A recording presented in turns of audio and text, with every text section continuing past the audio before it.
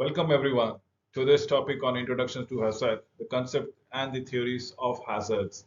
What is hazards per se? So, we will be talking about the hazards which are available in nature. Hazards as in anthropogenic, non-intentional, anthropogenic, intentional, as in the case might be. And then we have something called accidents, emergencies, crisis, disaster, catastrophe, calamities, vulnerability, risk, spatial aspects, temporal aspects, pervasive events, and short fuse events, as the case might be. So these are all categories of hazard per se. We'll talk about each one of them in this video. So, what is hazard? It is a societal threat? Definitely, yes. It is not a threat to an individual, but to a community. It is a threat to a society per se. It is natural, it might be intentional and non-intentional in terms of anthropogenic. Now, when it is non-intentional, it is technological. We term it an accident, which has a magnanimous scale, on a very catastrophic scale, on a very large scale, on a marine natures, as the case might be. And then there is something called intentional and anthropogenic scale. So these are what the hazards is all about here. So, accidents, what are they? It is an unexpected, probably undesired events, which leads to a lot of loss of lives, is what accident is specifically concerned with, especially if one is injured or a small number of people or a modest damage to a physical structure. But believe me, if it is, we are talking about hazards and disaster, accidents can be from few injuries and few illnesses and few scale of loss of properties and things like that to the scale can increase to an upteenth level. People might be dying not in hundred, not in thousand, but in millions also. Something with that has been sensitized to us with the COVID-19 pandemic per se. So there is small accident, let's say an automobile wreck or lightning strike in one of the houses, small accidents. But then what happened with COVID-19? It's something which we need to understand. It's at a catastrophic natures altogether that goes around it. Emergencies are unexpected events which places life or property in danger, requires immediate responses through the use of routine community resources and procedures.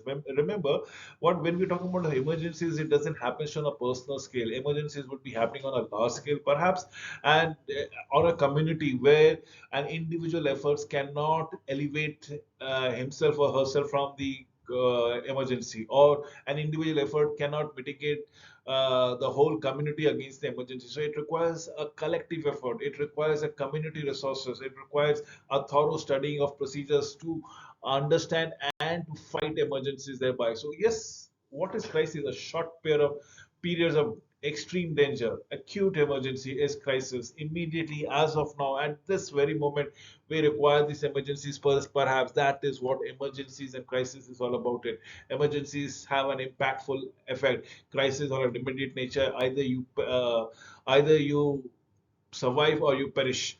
That is what we are talking about. It disaster is a situation of the hazardous events occurs which has an immense impact on human beings or probably what they value in terms of community, in terms of property.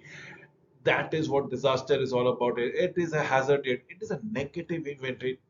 Large scale impact on society. Is there a threshold that says this is a disaster, a hazardous event that significantly disrupts the workings of a society, as the case might be? Allow me to put forward to a definition of disaster: an event in which a community undergoes severe danger and incurs or perhaps is threatens to incur such losses to persons, property, that the resources available within that community are severely strained, severely taxed, severely absolutely not available at all, and they are thinned, severely thinned altogether. This is what disaster is all about. It is an event which doesn't impact an individual, but impacts a locality, a community, a society completely. It threatens the livelihood altogether. It usurps the normalcy of the life altogether. People lose life, people lose livelihood, people lose property and things like that. So this is what disaster definition is all about. It catastrophic, on the other hand, has given a different meaning to disaster altogether. What is catastrophic? Probably more than 500 deaths, or probably in more than $10 million of damages if is to be categorized as catastrophic arbitrary level. But this is not fixed. I'm sure about it. This is not fixed since the levels of impact means different things to different people. Remember, in a community, in a country where the population is approximately a million, a very small country, and of that, around 50,000 people get perished because of an earthquake or a flood or a tsunami. That's a sizable population. That's catastrophic in nature to that country. But believe me, if there is a country which has approximately dwelling around 100 odd million, of which 50,000, again, let us understand the number of victims remains the same. Again, in a 100 million population country, 50,000 people perishes. Probably that's only a fragment of a population that has gone missing, right? So you need to understand, need to account for a scale perhaps, and that is what catastrophe is all about it. The definition: an event in which a society incurs or is threatened to incur such losses to persons or to property that the entire society is affected, and the extraordinary resources, skills are required, some of which must come from outside nations. International collaborations, international cooperation is required for people to regain back their life, for normalcy perhaps. Calamity: a massive or an extreme catastrophic disaster that extends over a period of time and spaces altogether. So, what is a calamity? Is a disaster. But if on a prolonged time space basis, now the audience would like to say, "Oh, sir, give me an example." The example is drought. If there's a drought in an area which persists for 6 months, 6 to 6 years, it's a calamity right there. If there's a glacier flooding, if there's a cloud burst which is happening repeatedly over a period of time, repeatedly, you build something and there's a cloud burst. You build something and there's a cloud burst. So that leads to calamity. Glorifying example is a drought per se.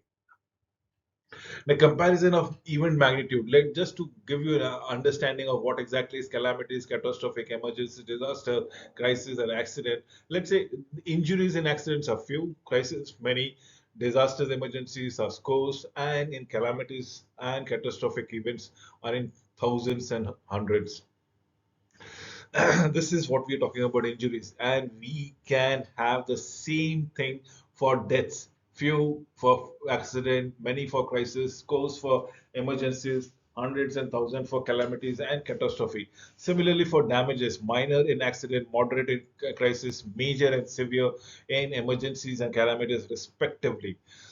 So is the case with disruption. So is the case of geographic impact. Geographic impact for accident would be localized. For crisis, it might be dispersed altogether. For emergencies, dispersed and diffused.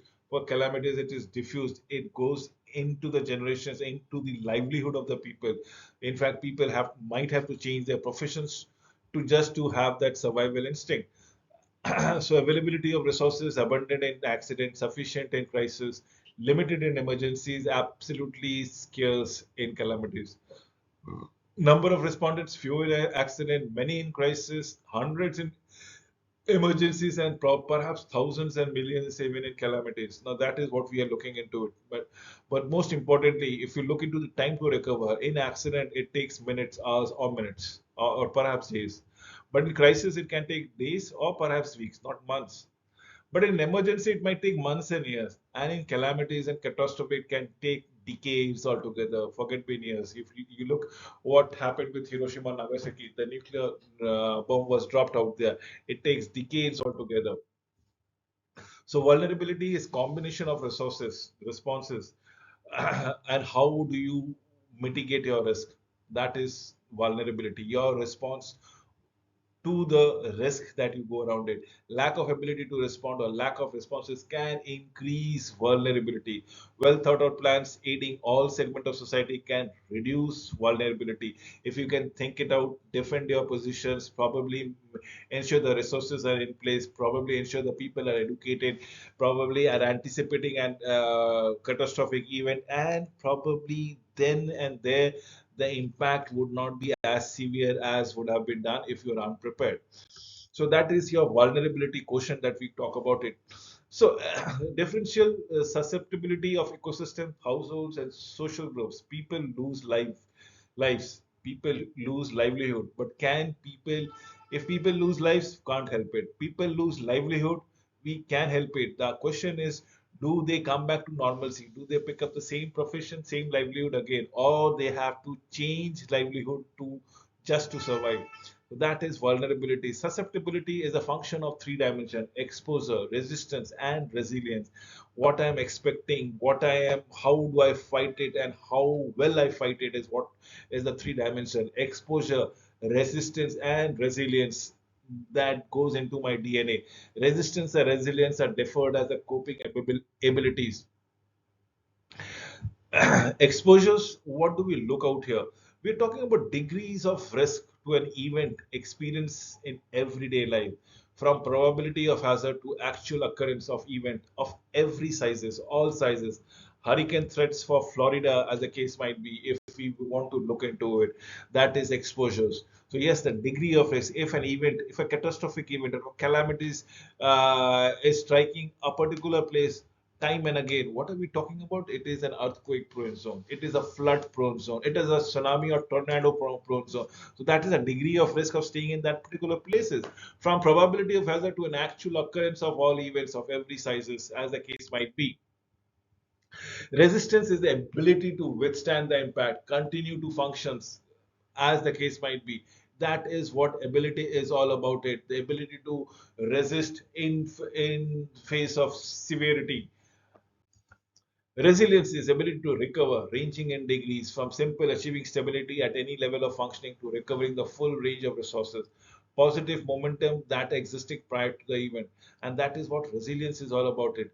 Ability to recover, ranging in degree from simply achieving stability at any level of functioning to complete recovery to normalcy from full resources, positive momentum that exists to the prior thing. So if I am rebuilding, if there's a disaster in my life, in my community, and I am supposed to be resilient, I am rebuilding my life, I am rebuilding the society. Am I building it to the same level as it was there in prior things, prior to the event, or am I building it in a better fashion so that the building would be resilient to the similar event? So building back better is what will tell you to the degree of full ranges of resources, and that needs to be understood time and again. Yes, this is what I call resilience. Risk is huge ecological perspective of physical condition or processes known as hazardous of a place.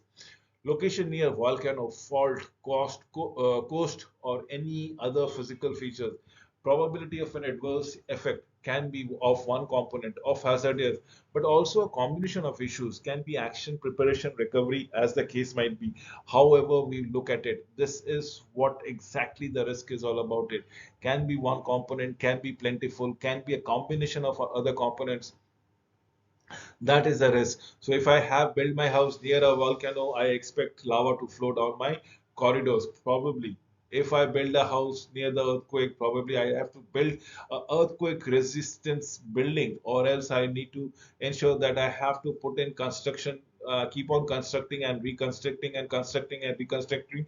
Why? Because there would be cracks which will evolve. Why? Because there might be certain structure which gets damages during the earthquake. So I have to allocate fund for it. Now these are the risks that I need to go around, where we are looking it, where we are locating it, how do we go around. So Mark Monimer methods of additional risk is all about probability of realizing the threat of a hazard. Risk is equal to the probability of occurrence multiplied by times vulnerability. So what is your risk?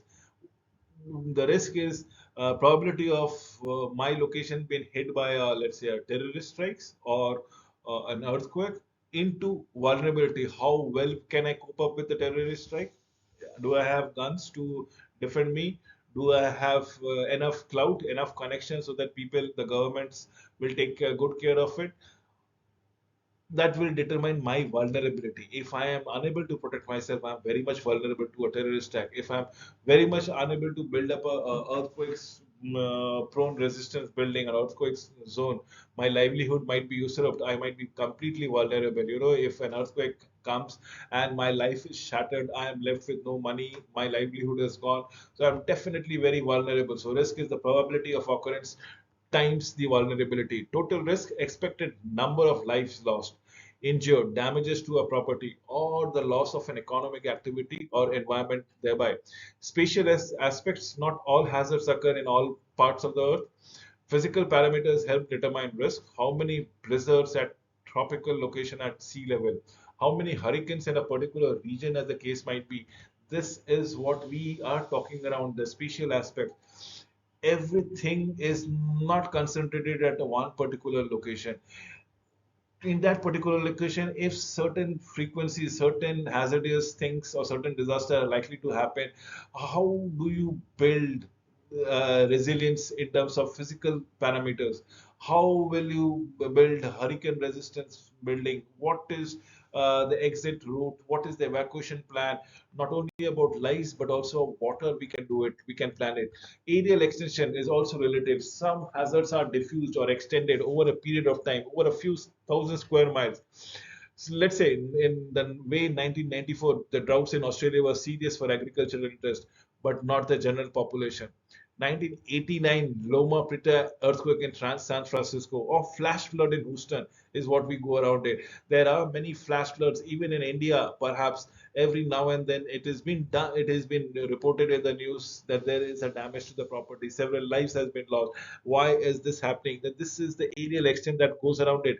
Flash floods happen approximately 10, 15, 20, 25 kilometers above then the intended place where the damages occurs, which is approximately 25 kilometers away from the flash flood time, area. So that is what the aerial aspect is all about it. Then comes the timing. Flooding may benefit farmers by increasing soil moisture. Definitely yes.